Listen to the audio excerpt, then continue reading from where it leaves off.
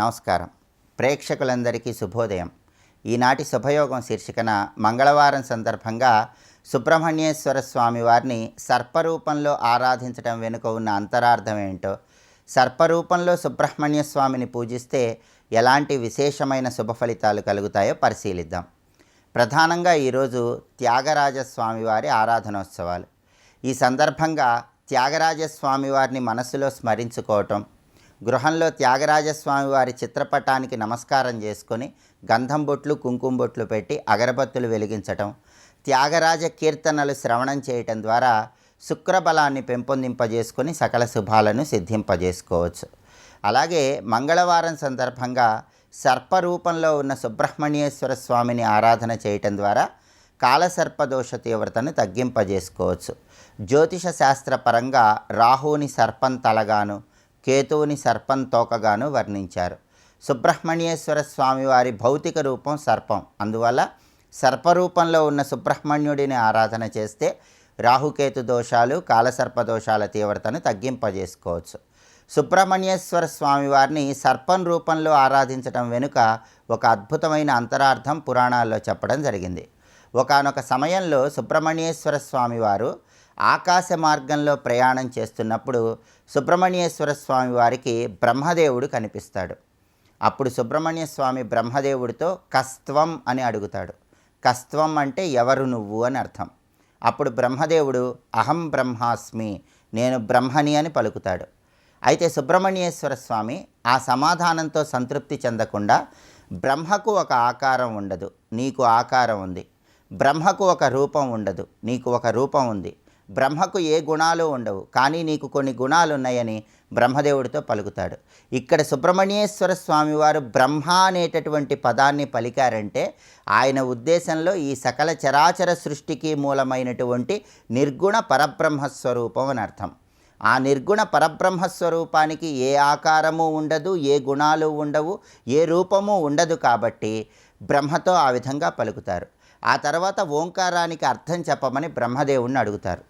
అయితే బ్రహ్మదేవుడు ఓంకారానికి సరైన అర్థం సుబ్రహ్మణ్యేశ్వర స్వామి వారికి చెప్పలేకపోతాడు. అప్పుడు సుబ్రహ్మణ్యేశ్వర స్వామి బ్రహ్మదేవుణ్ణి బంధించి బ్రహ్మ చేయాల్సినటువంటి సృష్టి కార్యం మొత్తం కూడా తానే నిర్వహిస్తూ ఉంటాడు. ఈ విషయం మొత్తం నారద మహర్షి ద్వారా తెలుసుకున్నటువంటి పరమేశ్వరుడు సుబ్రహ్మణ్యేశ్వర స్వామిని పిలిచి, బ్రహ్మ విష్ణు మహేశ్వరులు ముగ్గురు కూడా సృష్టి స్థితి లయలకు నిర్దేశించబడిన వాళ్ళు, ఎవరి విద్యుక్త ధర్మం వాళ్ళు నిర్వర్తించాలి, దీనికి నువ్వు అడ్డుపడరాదు అని తన కుమారుడైనటువంటి సుబ్రహ్మణ్య స్వామితో పలుకుతాడు. అంతటి సుబ్రహ్మణ్యేశ్వర స్వామి తను చేసినటువంటి అపరాధానికి ఏదైనా ప్రాయశ్చిత్తం చెప్పమని పరమేశ్వరుడితో పలుకుతాడు. అప్పుడు పరమేశ్వరుడు దీనికి ప్రాయశ్చిత్తం నువ్వే ఆలోచించుకోమని సుబ్రహ్మణ్యేశ్వర స్వామి వారితో చెప్తాడు. అప్పుడు సుబ్రహ్మణ్యేశ్వర స్వామి బాగా ఆలోచించి బ్రహ్మను బంధించి, బ్రహ్మను గాయాలతో బాధపెట్టి, బ్రహ్మ చేయాల్సినటువంటి సృష్టి కార్యం మొత్తం కూడా తానే నిర్వహించాడు కాబట్టి ఒక సర్పం రూపంలోకి మారిపోయి భూలోకంలో సంచారం చేస్తాడు. ఆ తర్వాత పార్వతీదేవి కుమారుడి యథార్థ రూపాన్ని తీసుకురావటం కోసం, యథార్థ రూపంలో సుబ్రహ్మణ్యేశ్వర స్వామిని దర్శించడం కోసం స్కంద షష్ఠి వ్రతాన్ని ఆచరించిందని, ఆ వ్రతం పూర్తయిన తర్వాత సుబ్రహ్మణ్యేశ్వర స్వామి యథాస్థితికి వచ్చి తన తల్లికి దర్శనమిచ్చాడని స్కాంద పురాణంలో చెప్పడం జరిగింది. అలా బ్రహ్మను బంధించి బ్రహ్మ చేయాల్సినటువంటి సృష్టి కార్యం చేసిన తరుణంలో తన తప్పుకు ప్రాయశ్చిత్తంగా తానే ఒక సర్పరూపాన్ని దాల్చాడని మనకు పురాణాలలో చెప్పడం జరిగింది. ఈ కథను మంగళవారం సందర్భంగా స్మరించుకుంటూ సర్పరూపంలో ఉన్నటువంటి సుబ్రహ్మణ్యేశ్వర స్వామిని ఆరాధన చేసినట్లయితే రాహుకేతు దోషాలు, కాలసర్పదోషాల తీవ్రతను తగ్గింపజేసుకొని సుబ్రహ్మణ్య స్వామి అనుగ్రహానికి ప్రతి ఒక్కరూ పాత్రులై సకల శుభాలను సిద్ధింపజేసుకోవచ్చు. రేపటి శుభయోగం శీర్షికన బుధవారం సందర్భంగా గణపతి షోడశనామాలలో ఉన్నటువంటి విశ్లేషణ ఏంటో, గణపతి షోడశనామాలు జపించుకోవటం ద్వారా ఎలాంటి విశేషమైన శుభ ఫలితాలు కలుగుతాయో పరిశీలిద్దాం. నమస్కారం.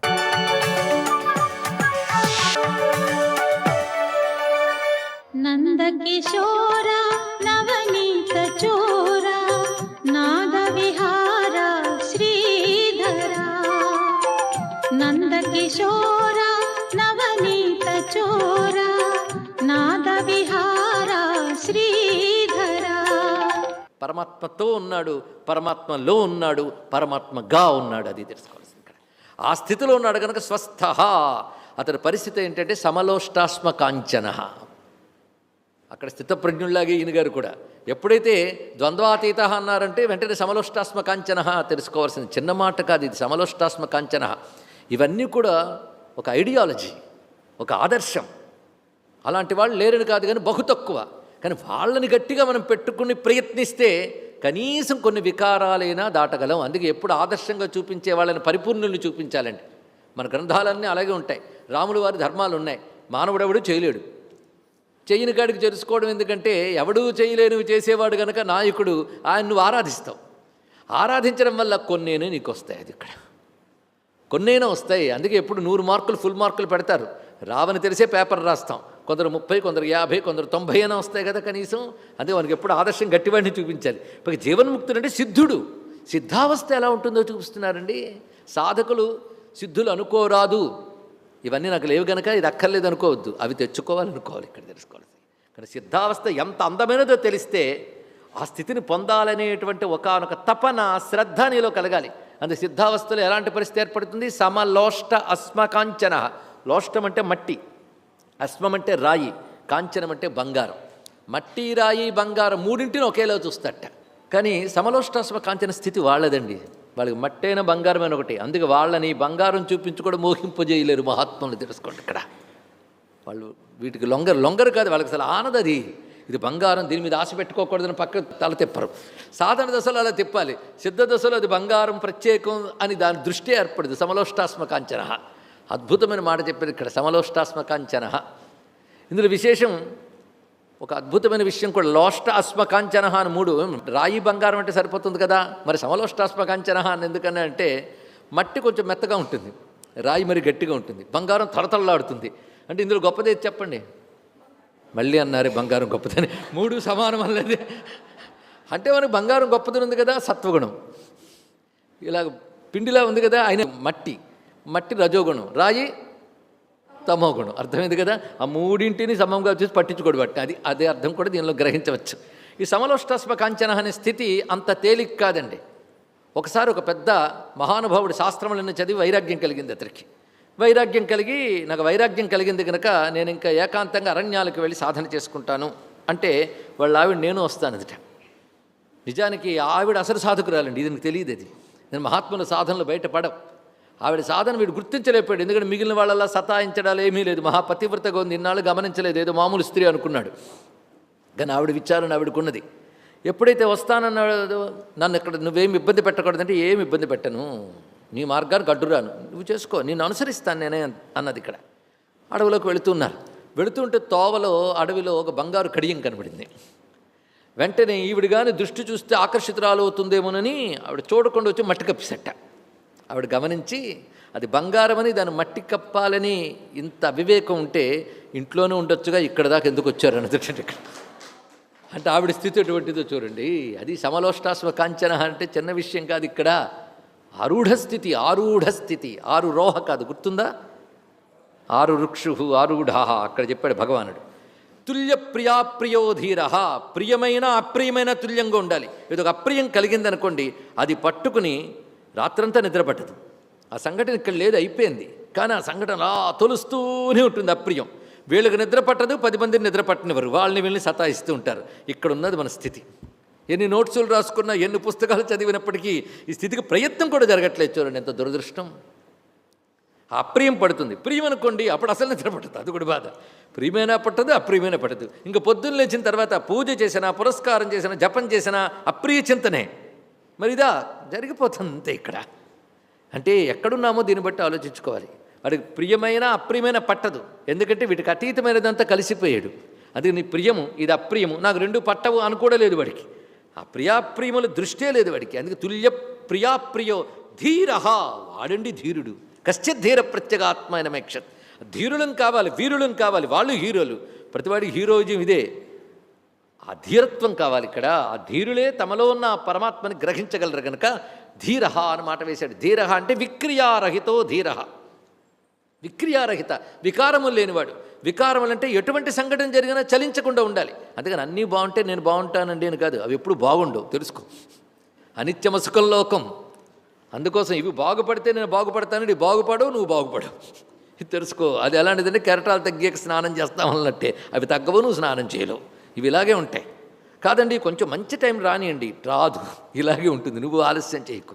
ఒక ఆయన పాపం గురువుగారు ఏదో మంత్రం ఇచ్చారు, పండించుకోవాలి, ఎక్కడికైనా వెళ్ళిపోయి, ఇంట్లో పడదు, ఎప్పుడు గోల, ఇంట్లో ఎవరు వాళ్ళ గోల వీళ్ళు గోల, కానీ ఎక్కడికైనా బయటకు వెళ్ళిపోతే బాగుండు అనుకున్నట్ట. ఓసారి వెళ్ళిపోయాడు, చెట్టు కింద కూర్చున్నాడు, జపాను కుజ్జర పైనుంచి పిట్ట రెట్ట వేసింది. ఎక్కడికి వెళ్ళినా ఇవే గోల, పైన పక్షులు గోల, అవేవో పడేస్తున్నాయి, అక్కడ ఏదో సింహం గర్జించిన సౌండు, కుక్క అరుస్తున్న చప్పుడు, జపం చేస్తున్న మీదకి వచ్చేస్తున్న భయం. చిచి ఇక్కడ లేదన్నాడు, ఈ చెట్టు ఆ చెట్టు అడవి తిరిగాడు, ఎక్కడే లేదని తెలిసిపోయింది. ఆఖరికి వెళ్ళి ఈ జన్మకు నేను మంత్రసిద్ధి పొందలేను, బహుశా నాకు యోగం లేదేమో, ఈ శరీరం చాలిస్తాను అని చెప్పి ఒక మంచి చోటు చూసుకుని కట్టెలన్నీ వేసుకున్నాడు. వేసుకుని మంట పెట్టుకోబోతుంటే ఒక ముసలాయన వచ్చాడు. ఏనాయనా ఏం చేస్తున్నావంటే, నాకు జీవితం మీద రోత కలిగింది, ఈ జన్మతో నేను తరించలేను, ఈ శరీరానికి రాసి పెట్టలేదు కనుక దీన్ని చాలించి మరో శరీరం పొందుదామంటే, ఏంటి ఇక్కడే చేస్తావా అని అడిగాడండి వాడు. అవునంటే ఈ పక్కనే మా పల్లి ఉంది, కంపు కొడుతుంది, ఇంకో దూరంగా వెళ్ళి చావన్నాడు. వాడు చావడానికి కూడా సరైన చోట్లేదే అని మళ్ళీ ఇంటికి వెళ్ళి పెట్టా తెలుసుకోండి ఇక్కడ. అందుకే చిట్ట చివరికి ఏంటంటే సాధన ఎక్కడున్నావు అక్కడే చేయి. ఎందుకంటే దీని పేరు అనిత్యం అసుకం లోకం. ఈ లోకానికి ఉన్న క్వాలిఫికేషన్ అనిత్యం అసుకం, అంతేగాని ఎప్పుడు ఇలాగే ఉంటుంది. అందుకే నువ్వు శాంతి కోసం ప్రయత్నిస్తున్నావు. ఇది శాంతింపబడ్డాక అంటే శాంతి దీనికి లేదు, దీని పేరు అశాంతి. ఇదే శాంతి అయితే మోక్షం కోసం ప్రయత్నం ఎందుకు? ఇది అశాంతి కనుకే కదా నువ్వు ప్రయత్నిస్తున్నావు. ఇది అలాగే ఉంటుంది, నువ్వు ఇలాగే ఉండు, సాధన చేయి, గట్టిగా చేయి. అది గ్రహించవలసినది. ఇక్కడ ఎక్కడికి పారిపోతాం? స్వస్తి.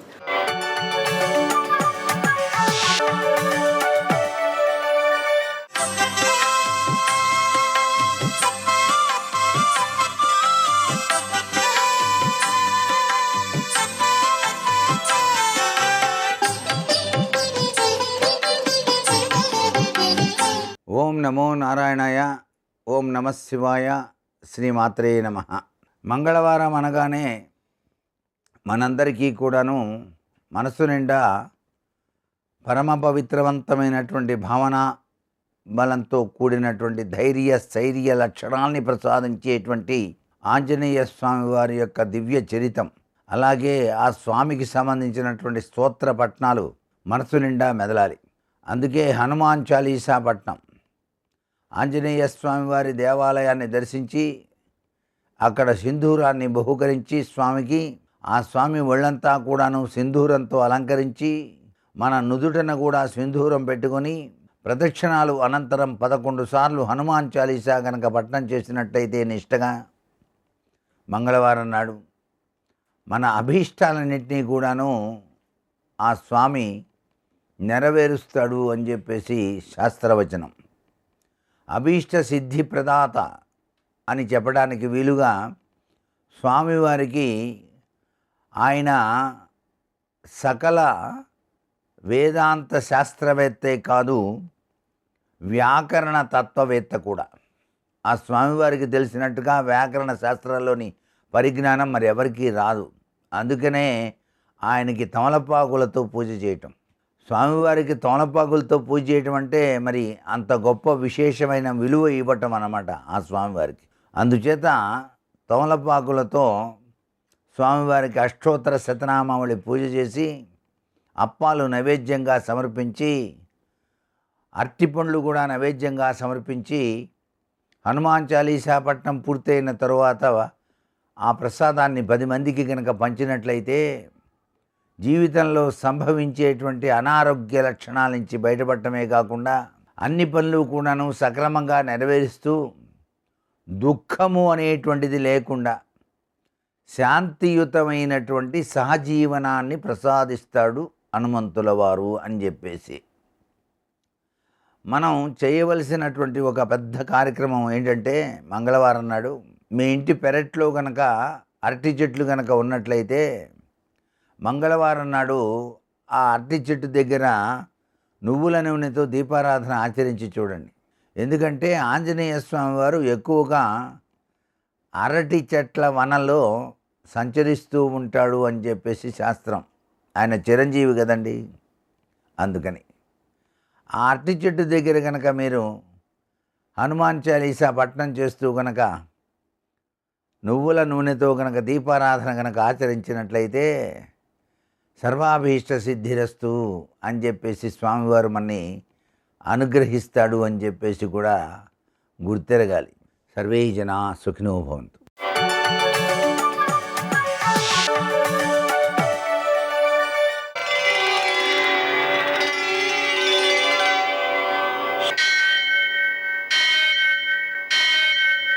సహస్రశీరుషం దేవం విశ్వాక్షం విశ్వశంభువం విశ్వం నారాయణం దేవమక్షరం పరమం పదం విశ్వతః పరమాం నిత్యం విశ్వం నారాయణగుం హరిం విశ్వమేవేదం పురుషస్తద్విశ్వముపజీవతి పతిం విశ్వస్యాత్మేశ్వరగుం శాశ్వతగుం శివమచ్యుతం నారాయణం మహాజ్ఞేయం విశ్వాత్మానం పరాయణం.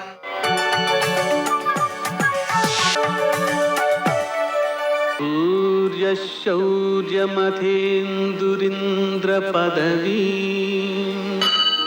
సన్మంగళం మంగళం. మర్కటేశ మహోత్సాహ సర్వశోక వినాశన శత్రూన్ సంహర మాం వృక్షశ్రియం తాపయ మే ప్రభు. నేటి కాలమాన విశిష్టాలను గమనిద్దాం. స్వస్తి శ్రీ చాంద్రమాన శోభకృన్నామ సంవత్సరం ఉత్తరాయణం హేమంత ఋతువు పుష్యమాసం కృష్ణపక్షం మంగళవారం. సూర్యోదయం 6:52 సూర్యాస్తమయం 6:07. తిథి చవితి ఉదయం 8:53 వరకు. నక్షత్రం ఉత్తర రాత్రి 10:05 వరకు. వర్జం లేదు. దుర్ముహూర్తం ఉదయం 9:07 నుంచి 9:52 వరకు. మరల రాత్రి 11:13 నుంచి 12:04 వరకు. అమృతకాలం మధ్యాహ్నం 1:56 నుంచి 3:45 వరకు. రాహుకాలం మంగళవారం కాబట్టి మధ్యాహ్నం 3 నుంచి 4:30 వరకు. అష్టకవర్గ రీత్యా శుభప్రదమైన సమయం మధ్యాహ్నం 2 గంటలకి. నేటి విశేషం త్యాగరాజస్వామి వారి ఆరాధన. త్యాగరాజస్వామి వారు విశేషం ఏంటంటే సృష్ట్యాదిగా ఇప్పటి వరకు ఏ వ్యక్తికి లభించని గొప్ప గౌరవం పొందినటువంటి వ్యక్తి త్యాగరాజస్వామి వారు. ఏమిటా గొప్ప గౌరవం? సామాన్యంగా సన్యాసం స్వీకరించిన వారు మరణించిన సిద్ధి పొందిన శరీరాన్ని విడిచిపెట్టిన రోజున ఆరాధన అని చేస్తారు. సన్యాసం స్వీకరించని వ్యక్తులకు ఆబ్దికమని పెడతారు. త్యాగరాజస్వామి వారికి శిష్యుల శిష్యులు ఆ కీర్తనలను పాడుకునేటువంటి మహావిద్వాంసులు అందరూ కలిసి ఆరాధనోత్సవం చేస్తూనే ఉంటారు. అంతటి అదృష్టం ఎవరికీ దక్కలేదు. ఆయనకి ఎందుకు దక్కింది? 96 కోట్ల రామనామం చేశాడు. రాముణ్ణి స్వయంగా చూశాడు. హనుమంతుని చేత సంగీత గ్రంథాన్ని స్వీకరించాడు. అటువంటి ఘనత దక్కినటువంటి ఆ త్యాగరాజస్వామి మన తెలుగువారు కావడం మనందరి అదృష్టం. ఆయన్ని రోజు స్మరించుకుంటే చాలండి, మహాపుణ్యం. ప్రాతస్మరణీయుడు. మంగళవారం చవితి ఉదయం 8:53 వరకు ఉంది. దీన్ని భౌమ చతుర్థి అంటారు. ఈ సమయంలో నదీ స్నానం చేయడం, దానము చేయడం, పితృదేవతారాధన చేయడం, గణపతి పూజ చేయడం ఇవన్నీ కూడా అద్భుతమైన 1,000,000 రెట్లు సత్ఫలితాన్ని ఇస్తాయి. అలాగనే అమృతకాలం అష్టకవర్గ రీత్యా శుభప్రదమైన సమయం కలిసి వచ్చింది కాబట్టి మధ్యాహ్నం 2 గంటలకి. అనారోగ్యంతో ఉన్నవాళ్ళు, మందులు కొనుక్కోలేని వాళ్ళు వాళ్ళని గమనించి మనం వాటికి తగినటువంటి మందులను వారికి అందించినట్లయితే మనకు ఆరోగ్యం బాగుంటుంది. మన పరివారం బంధుజనానికి కూడా అనారోగ్యాలు చేయవు, చేసినా తొందరగా తగ్గుతాయి.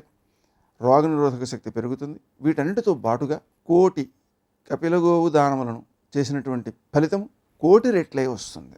అందుకని అద్భుతమైన ఈ అవకాశాన్ని సద్వినియోగం చేసుకోవడం చాలా చాలా అవసరం. మంగళవారం కాబట్టి అప్పులు తీర్చడానికి మంచిది. అలాగనే రుణమోచక అంగారక స్తోత్రం, రుణమోచక గణేశ స్తోత్రం, రుణమోచక నృసింహ స్తోత్రం పారాయణ చేసుకోవడం వల్ల అప్పులన్నీ తీరిపోతాయి. ఆంజనేయ స్వామికి పూజ చేయడం, అప్పాలు నివేదన చేయడం, ప్రదక్షిణాలు చేయడం మొదలైన చర్యల ద్వారా విజయాలు సిద్ధిస్తాయి. నేటి ఆణిమిత్యాలు.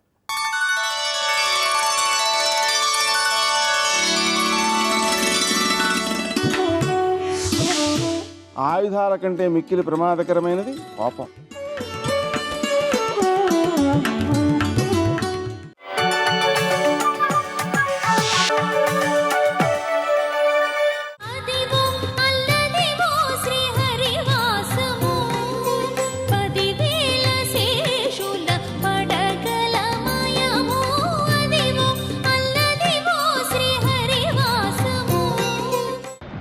విభూతిని సంతరించుకున్నటువంటి పర్వతాలు, నదులు, పుష్కరిణులు ఎన్నో ఉన్నాయి. ఒక్కొక్కటి ఒక్కొక్క రకమైనటువంటి విభూతితో ప్రకాశిస్తూ భక్తులను అనుగ్రహిస్తూ ఉంటుంది. అలా అనుగ్రహించగలిగినవి ఎన్నో ఉన్నాయి. సౌందర్యలహరిలో శంకరాచార్యుల వారు పట్టణములు అమ్మవారి యొక్క దృష్టి వలన ఎలా గొప్పతనాన్ని పొందాయో చెప్తూ, విశాలా కళ్యాణి స్ఫుటరుచిరయోధ్యాకువలయై కృపాధారాధారా కిమపి మధురా భోగవతిగా అవంతి సృష్టిస్తే బహునగర విస్తార విజయ ధ్రువం తత్తన్నామ వ్యవహరణ యోగ్య విజయతి అంటారు. ఆ తల్లి యొక్క చూపుల వలన, ఆ కటాక్షము వలన, ఆమె దృష్టిపాతము వలన కలిగినటువంటి శక్తి వలన ఒక్కొక్క పట్టణం ఒక్కొక్క విభూతితో ప్రకాశించి భక్తజనుల యొక్క ఉద్ధరణకు హేతువైంది.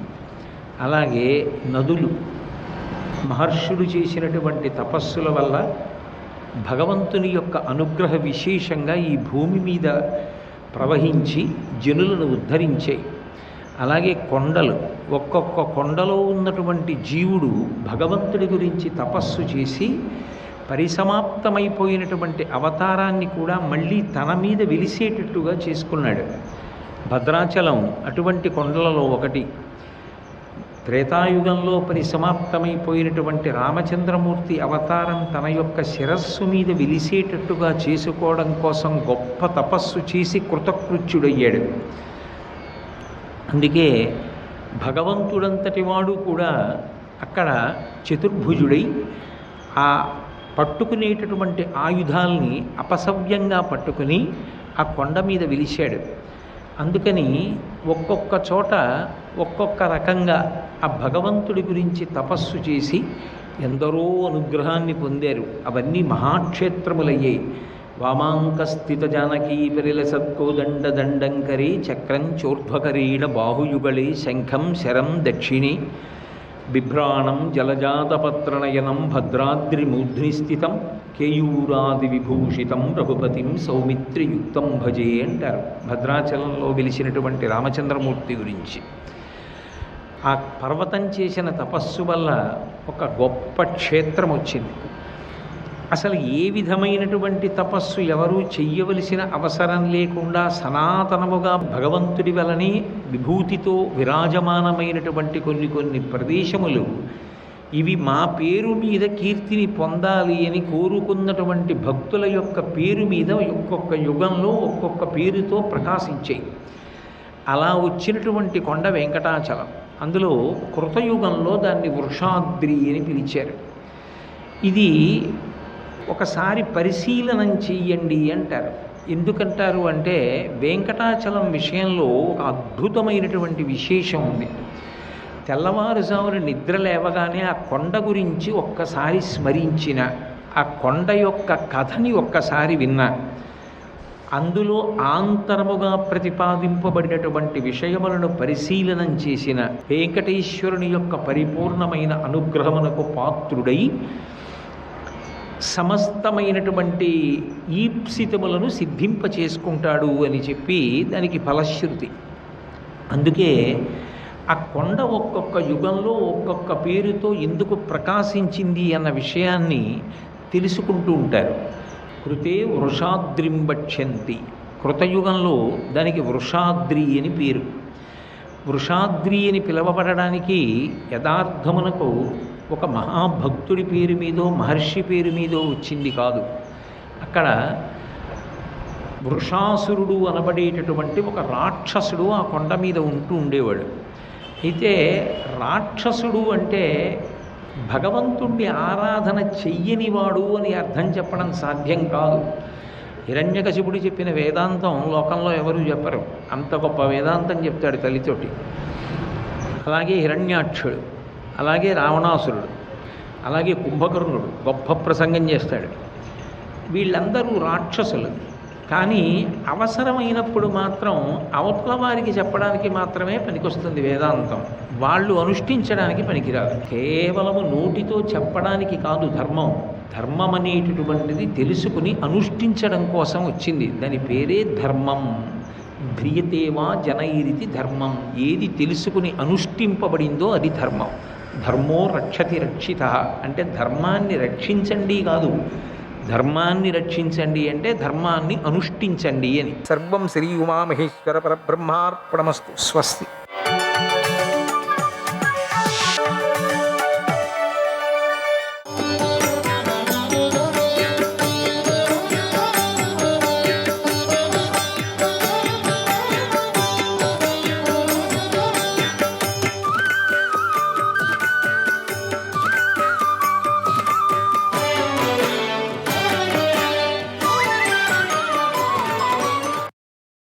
ద్రోణుడు, కర్ణుడు మొదలైన వారు ధృతరాష్ట్రుడి పక్షంలోని వారు మహారథులు. ఆ మహారథులు 6 ఒకటయ్యారు. అభిమన్యుణ్ణి ఒంటరి వాడిని చేసి చంపేశారు. ఇది ధర్మం కాదు, దీనిని మేము అంగీకరించం అని అంతరిక్షంలోని ప్రాణులందరూ నీ పక్షంలోని మహారథులను నిందించారు. నేల మీద పడి ఉన్నటువంటి అభిమన్యుడు సూర్యచంద్రుల వంటి కాంతితో వెలిగిపోతున్నాడు. అతన్ని చూసి నీ వారికి ఆనందమే ఆనందం. అందరూ పెద్దగా సింహనాదాలు చేయసాగారు. అభిమన్యుడిని చూసి పాండవ పక్షంలోని వారు ఎంతో బాధపడ్డారు. ఇంకా యవనంలోకి కూడా అడుగుపెట్టని బాలుడు అభిమన్యుడు. అతడు దూరం నుంచి ధర్మరాజు చూస్తుండగానే చనిపోయాడు. మొన్ననే పెండ్లయింది. పుట్టే పిల్లను కూడా చూడలేదు పాపం. నీ సైన్యానికి పాండవ సైన్యం ఎంతో భయపడి పరుగులు తీసింది. అభిమన్యుడు మరణించగానే నీ వైపును కూడా కొన్ని సేనలు చెల్లాచెదురయ్యాయి. అప్పుడు ధర్మరాజు బాధపడుతూ వీరుడితో ఇలా అన్నాడు, ఓ వీరుడారా, ఈ అభిమన్యుడు యుద్ధభూమి నుండి వెనకడుగు వేయకుండా యుద్ధం చేశాడు. వీర స్వర్గాన్ని అలంకరించాడు. కనుక పారిపోతున్న సేనలను ఆపండి, నిలబెట్టండి, స్థిరంగా నిలబడి పోరాడండి, భయపడకండి, తప్పకుండా శత్రువులను మనం జయిస్తామంటూ యోధుల దుఃఖాన్ని శాంతింపజేశాడు. అభిమన్యుడు తాను చేసిన యుద్ధంలో మహా సర్పాల వంటి శత్రువులను ముందే చంపేశాడు. ఆ తర్వాతే వీరస్వర్గాన్ని అలంకరించాడు. ఆ సమయంలో అతడు 10,000 మంది వీరులను వధించాడు. మహారథుడైన కోసల దేశ రాజును సంహరించాడు. శాశ్వతమైన వీరస్వర్గానికి చేరుకున్నాడు. రథాశ్వ నరమాతంగాన్ రథాశ్వ నరమాతంగాన్ వినిహత్య సహస్రశః వినిహత్య సహస్రశః అవితృప్తక ససంగ్రామాత్ అవితృప్తక ససంగ్రామాత్ అశోచ్యః పుణ్యకర్మకృత్ అశోచ్యః పుణ్యకర్మకృత్ గతః పుణ్యకృతాం లోకాన్ గతః పుణ్యకృతాం లోకాన్ శాశ్వతాన్ పుణ్యనిర్జితాన్ శాశ్వతాన్ పుణ్యనిర్జితాన్. అభిమన్యుడు వేల కొద్ది రథాలను, గుర్రాలను, పదాతులను, ఏనుగులను సంహరించి కూడా యుద్ధంలో తృప్తి పడలేదు. క్షత్రియ ధర్మాన్ని పాటించి పుణ్యకర్మం చేశాడు. అందుచేత అభిమన్యుడి విషయంలో దుఃఖించకూడదు. అతడు పుణ్యాత్ములు పుణ్యంలో సంపాదించుకొనే సనాతన లోకాలకు వెళ్ళాడు అన్నాడు సంజయుడు. శ్రీకృష్ణాయ పరమాత్మనే నమః. 50వ అధ్యాయం. సంజయుడు ధృతరాష్ట్రుకి ఇలా చెప్పాడు, ఓ మహారాజా, మేము ఇలా పాండవులలో శ్రేష్ఠుడైన అభిమన్యుడిని చంపేశాం. పాండవ వీరులు బాణాల దెబ్బలు తిని బాగా రక్తంతో తడిసిపోయాం. ఇంతలో సాయంకాలం అయింది. అందరూ శిబిరాలకు వెళ్ళాము. అందరూ యుద్ధరంగాన్ని చూస్తూ మెల్లగా వెళ్ళాం. మేము బాగా అలిసిపోయాం. పాండవ పక్షం వారు ఎంతో దుఃఖిస్తూ వెళ్ళారు. సూర్యుడు అస్తమయ పర్వతానికి చేరి ఇక అస్తమించబోతున్నాడు. అప్పుడు సంధ్యా సమయం అయింది. అది చూసి నక్కలు ఊళలు పెట్టాయి. అది అశుభం. భూమిని ఆకాశాన్ని సమానంగా చేశాడు. చీకటమయం చేశాడు. ఆయనకు అగ్నిప్రియమైన శరీరం. ఆ శరీరంలోకి ప్రవేశించాడు. రణభూమి, పతాకాలు, అంకుశాలు, కవచాలు, మావటి వారితో నిండిపోయింది. అడుగుపెట్టడానికి కూడా వీలు లేకుండా ఉంది. శత్రువుల చేత పెద్ద రథాల ధ్వంసం చేయబడి పొడి అయ్యాయి. కొన్ని రథాల విశాల నగరాల్లాగా ఉన్నాయి. వాటి మీద యోధులు మరణించున్నారు. మరికొన్ని రథాలు వాటితో ఉండే ఇతర సామగ్రి నుగ్గునుగ్గై ఉన్నాయి. అక్కడ సూతులు, అశ్వాలు, సారథులు మరణించున్నారు. జెండా కర్రలు విరిగిపోయి ఉన్నాయి. విలువైన ఆభరణాలు చెల్లాచెదురుగా పడిపోన్నాయి. రౌతులు, యోధులు మరణించున్నారు. ఎన్నో గుర్రాలు మరణించున్నాయి. అలా రణభూమి ఘోరంగానూ వికృతంగానూ ఉంది. అక్కడ జరిగిన యుద్ధం నరకలోకంలోని జనాభాను ఇంకా పెంచే విధంగా జరిగింది.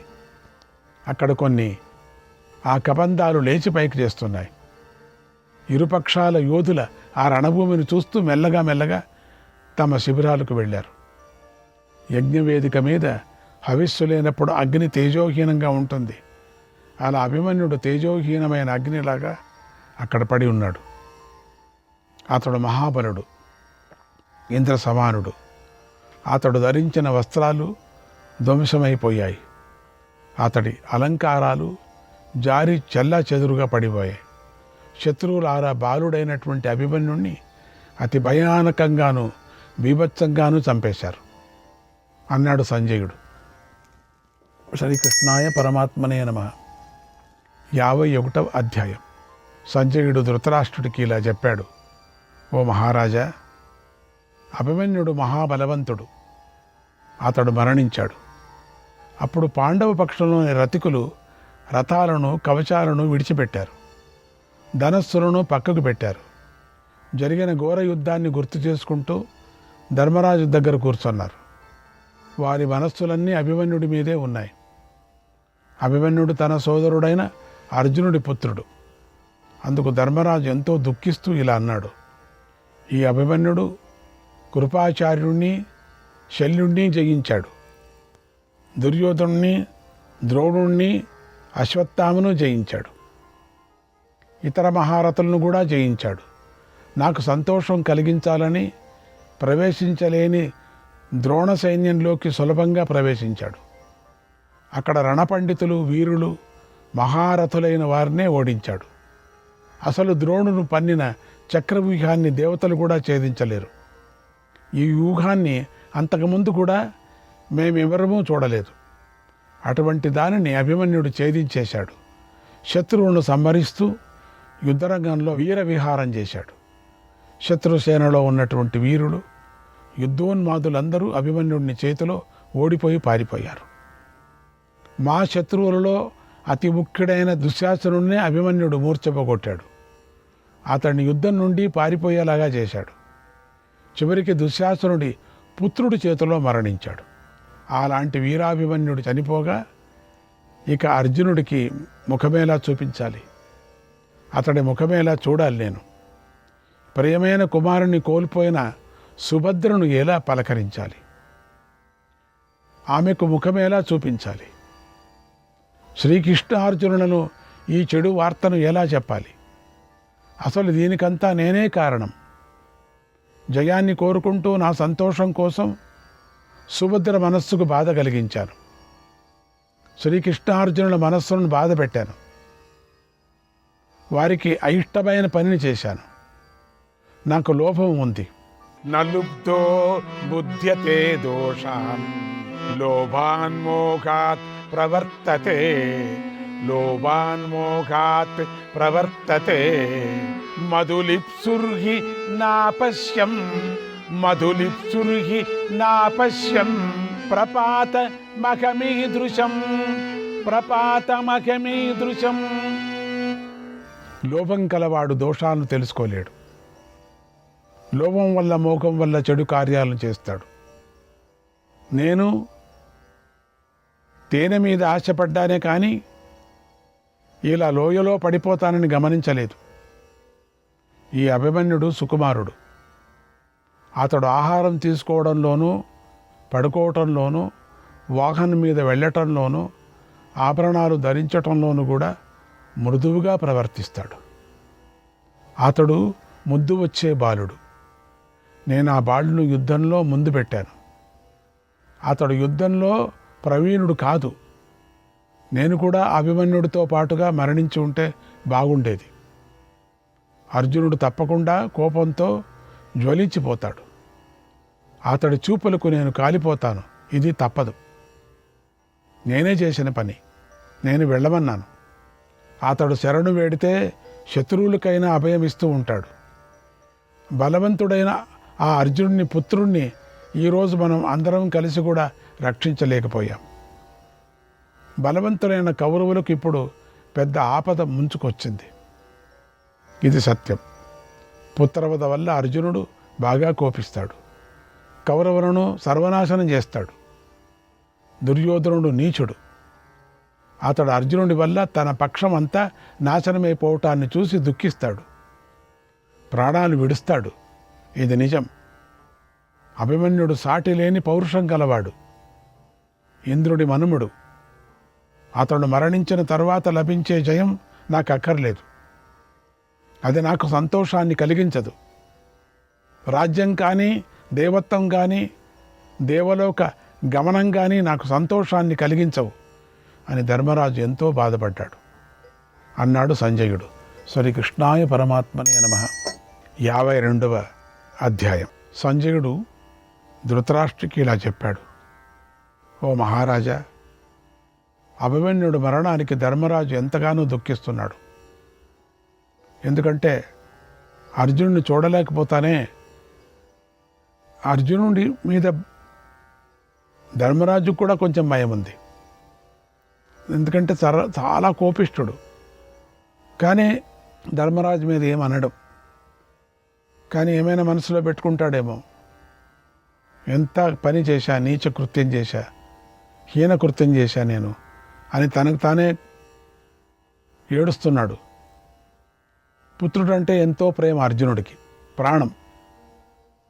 ఇప్పుడు ఇట్లా పడిపోయాడంటే అబ్బో నేనేం చెబుతూ, నువ్వు చూసుకో అని చెప్పి వెళ్ళాడు కదా, నేను ఎక్కడ చూసుకున్నా. అప్పుడు ఆ సమయంలో అక్కడికి వ్యాస భగవానుడు వచ్చాడు.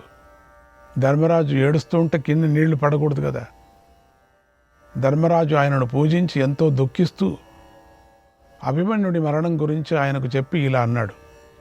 ఓ మహర్షి, యుద్ధభూమిలో అనేక మంది వీరులు, మహారథులు అధర్మాన్ని ఆశ్రయించారు. మాతో యుద్ధం చేస్తూ సుభద్రా కుమారుడైన అభిమన్యుడిని చంపేశారు. నీచ యుద్ధం, అధర్మ యుద్ధం. మేం మాత్రం ఎవరు ధర్మాన్ని వదిలిపెట్టలేదు. వాళ్ళు అధర్మాన్ని ఆశ్రయించారు. ఒకడి మీద అంత వీరులు వెనక నుంచి కొట్టడం ఏమిటి? అభిమన్యుడు శత్రువీరులను సంహరిస్తాడు.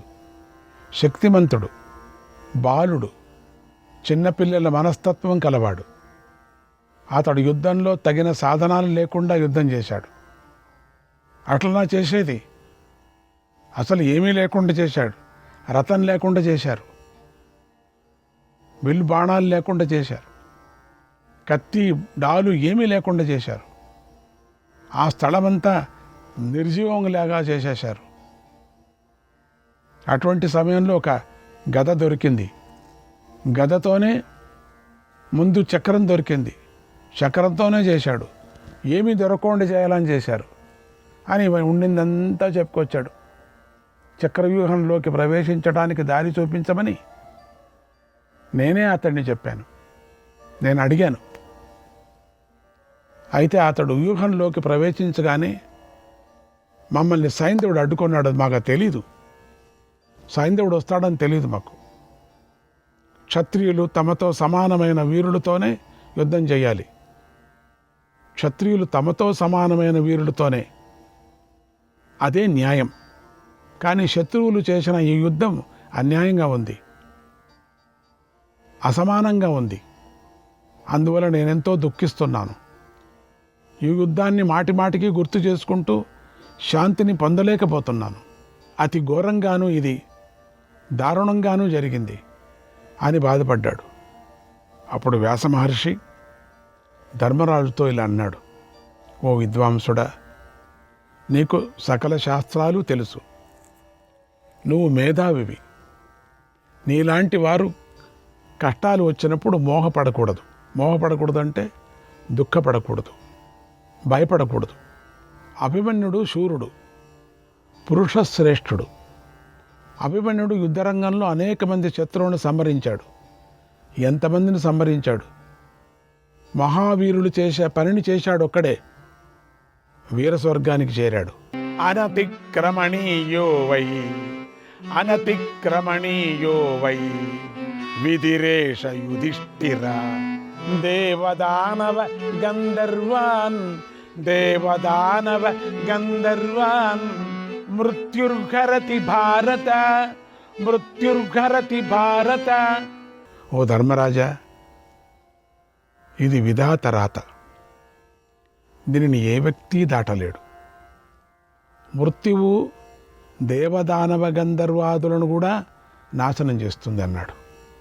అప్పుడు ధర్మరాజు ఇలా అన్నాడు, ఓ మహర్షి, బలవంతులైన ఈ రాజులందరూ కూడా సేనల మధ్యలో మరణించి నేల మీద పడి ఉన్నారు. వీరిలో కొంతమంది 10,000 ఏనుగులతో సమానమైన బలం కలవారు, కొంతమంది వాయువేగంతో సమానమైన బలం కలవారు. యుద్ధంలో వీరిలో సమానమైన వారే వీరిని సంహరించారు. ఇది న్యాయంగా ఉంది, ధర్మంగా ఉంది. వీరు బలం కలవారు, తపోబలం కలవారు. వీరిని చంపేవాడెవడూ నాకు కనిపించలేదు. వీరికి జయించాలనే కోరిక మనస్సులో బలంగా ఉంది. అయినా వీరు ఆయస్సు తీరి మరణించారు. మరణించారనే ఈ పదం వీరిలో అర్థవంతంగా ఉంది, సరిపోతుంది. అందరూ రాజులు మరణించారనే చెబుతారు, కానీ ఈ వీరులు అభిమాన శూన్యులైన శత్రువులను వశమైపోయారు. శత్రువులకు బాగా కోపించి బాణాలకు బలి అయిపోయారు. ఓ మహర్షి, వీరందరికీ మృతులు అనే పేరు ఎందుకు వచ్చింది? నా ఈ సందేహాన్ని తీర్చు. ఏ కారణం వల్ల మృత్యు అంటే ప్రాణులను చంపుతూ ఉన్నది? నాకు ఈ విషయం చెప్పు అని అడిగాడు. అప్పుడు వ్యాస మహర్షి ధర్మరాజుకి ఇలా చెప్పాడు, ఓ రాజా, పూర్వం అకంపనుడు అనే రాజుకు నారద మహర్షి చెప్పిన పురాతన వృత్తాంతాన్ని నేను చెప్తాను. ఆయనకు కూడా పుత్రమరణం వల్ల తీవ్రమైన దుఃఖం కలిగింది.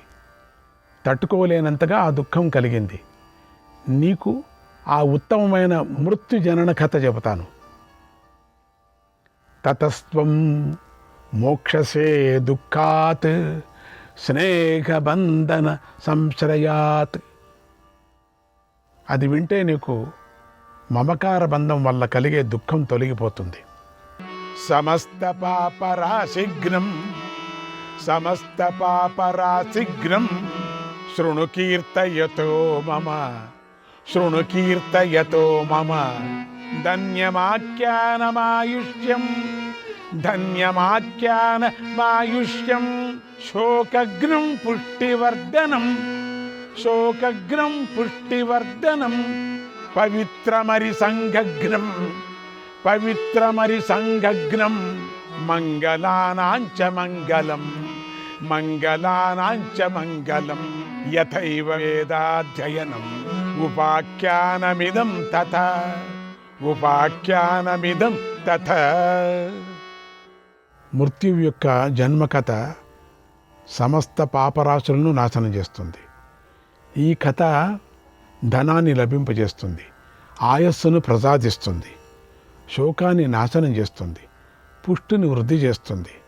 ఈ కథ వింటే శత్రువులు నాశనమవుతారు. ఇది అన్ని మంగళాలను మించిన మంగళాలను ప్రసాదిస్తుంది. ఇది వేదాన్ని చదివిన ఫలాన్ని ప్రసాదిస్తుంది. శ్రవణీయం మకారాజ శ్రవణీయం మకారాజ ప్రాతర్నిత్యం నృపోత్తమై పుత్రానాయుష్మతో రాజ్యం ఈహమానైః శ్రియం తథా ఈహమానైః శ్రియం తథా. పుత్రులు ఆయుష్మంతులు కావాలి, రాజ్యాన్ని పొందాలి, సంపదను పొందాలని కోరుకునే శ్రేష్ఠులైన రాజులు ఈ కథను వినాలి. అందుకోసమే ఈ కథను చెబుతున్నాను, విను. నాయనా, పూర్వకాలంలో కృతయుగంలో అకంపనుడు అనే రాజు ఉండేవాడు. ఆయన ఒకనాడు యుద్ధంలో శత్రువుల చేతికి చిక్కాడు. ఆయన కుమారుడు పేరు హరి. అతడు శ్రీహరితో సమానమైన బలం గలవాడు, అందగాడు. అతడు అస్త్రవిద్యను బాగా నేర్చుకున్నాడు, మేధావి. యుద్ధంలో ఇంద్రుడంతటి వాడు బలవంతుడు. శ్రీకృష్ణాయ పరమాత్మనే నమః.